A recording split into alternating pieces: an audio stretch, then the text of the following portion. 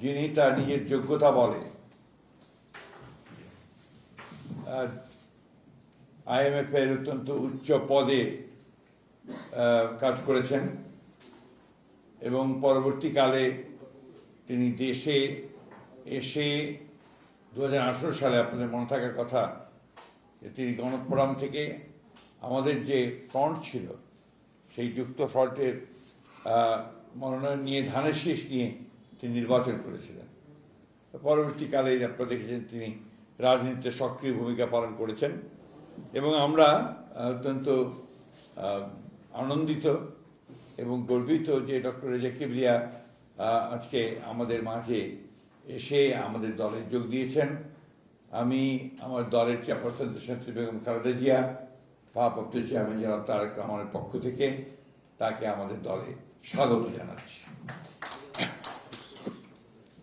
আপনারা সবাই জানেন যে আমাদের দলের চেয়ারপারসন এই দেশের সবচেয়ে জনপ্রিয় নেত্রী এবং গণতন্ত্রের আপসীন নেত্রী দেশনেত্রী বেগম খালেদা জিয়া এখন অত্যন্ত অসুস্থ, হাসপাতালে আছেন।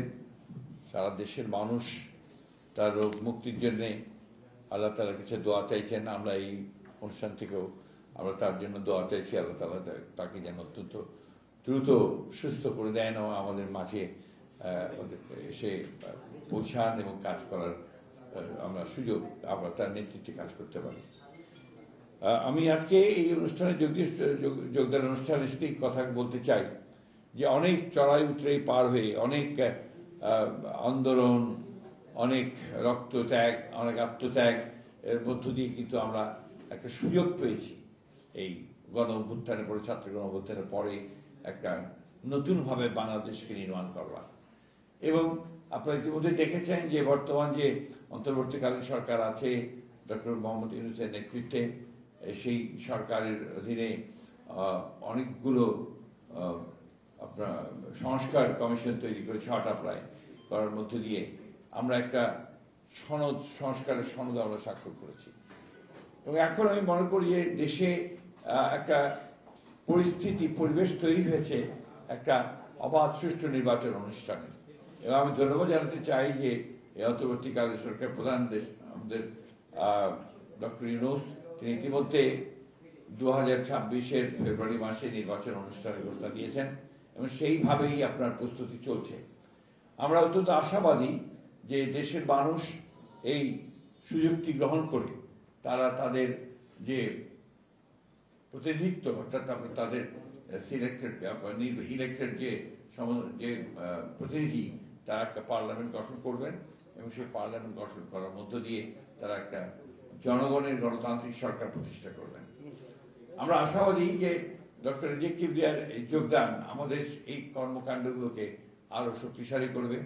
আপনারা জানেন ইতিমধ্যেই বিএনপি আমাদের ভারপ্রাপ্ত চেয়ারম্যান তারেক রহমানের নেতৃত্বে আমরা অনেকগুলো কর্মসূচি ঘোষণা করেছি এবং আমরা সবচেয়ে বড় জিনিস হচ্ছে যেটা যে আমরা তার নেতৃত্বেই এই আন্দোলন করেছি দীর্ঘ 15 বছর এবং আমরা আগামীতে তার নেতৃত্বেই বাংলাদেশে জনগণ যদি আমাদেরকে সমর্থন করে আমরা বাংলাদেশের সত্যিকার অর্থেই একটা গণতান্ত্রিক, অর্থনৈতিক দিক দিয়ে সমৃদ্ধ একটা রাষ্ট্র নির্মাণ করতে চাই। সেই রাষ্ট্র নির্মাণের অতীত অভিজ্ঞতা আমাদের রয়েছে। আপনারা জানেন যে আমরা ইতিপূর্বে প্রায় 3 বার আমরা সরকার গঠন করেছি এবং তারও পূর্বে আমাদের দেশের শহীদ প্রেসিডেন্ট জিয়াউর রহমানও রাষ্ট্র পরিচালনা করেছেন।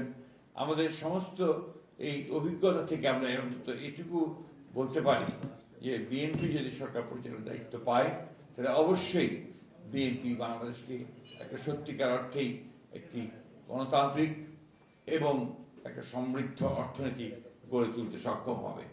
আমরা ডক্টর রেজা কিবরিয়াকে স্বাগত জানাচ্ছি এবং আশা করছি যে ডক্টর রেজা কিবরিয়ার যোগদান শুধু তার এলাকা না, নির্বাচনী এলাকা নয়, সারা বাংলাদেশেই একটা প্রভাব বিস্তার করবে এবং তিনি তার মেধা দক্ষতা দিয়ে এই যে কর্মসূচি আমরা গ্রহণ করেছি, 31 দফা কর্মসূচি, সেই কর্মসূচির ভিত্তিতে বাংলাদেশ নির্মাণ করার ক্ষেত্রে তিনি তার ভূমিকা রাখতে পারবেন। Welcome doctor Kibria. Thank you. অনেক জায়গায় যোগ হচ্ছে, তো এখন বিএনপিতে যোগ দেওয়ারটা প্রায় হিড়িক পড়ে গেছে, ধুম উঠে গেছে। কারণ হচ্ছে যে বিএনপি এখন একমাত্র দল যারা জনগণ মনে করছে যে সামনে সরকার গঠন করতে পারলে তারা দেশে সত্যিকার অর্থেই গণতান্ত্রিক একটা পরিবেশ তৈরি করতে পারবে এবং অর্থনীতি সমৃদ্ধ হবে। ধন্যবাদ।